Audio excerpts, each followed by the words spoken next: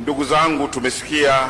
Subscribe, comment and share Kalamu TV Online. Ujumbe wa neno la Mungu kutoka barua ile ya Paulo kwa kanisa la Korinto, lakini pia tumesikia unabii ule wa Yoeli sura ile ya 2 na aya ya 15 mpaka ile 20. Leo ni Jumatano ya pekee sana katika maisha ya kiroho. Ni Jumatano inayotuandaa kuingia katika kipindi cha toba, kipindi cha kutengeneza mbele ya Mungu.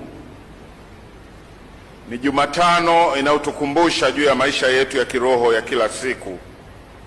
Ni kipindi cha kutafakari uhusiano wetu sisi na Mungu, lakini pia uhusiano wetu sisi na wanadamu wengine ambao Mungu amewaweka karibu nasi ili sisi na wao tumtukuze Mungu na kuonyesha upendo wake.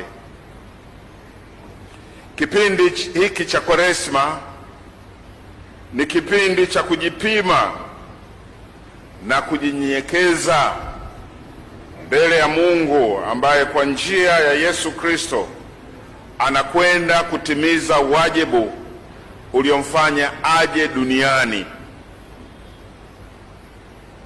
Mwinjili Yohana anaona kuja kwa Yesu kunavutwa na upendo wa Mungu mwenyewe. Yesu hakuja tu kama mtu mwingine au kama kitu kingine.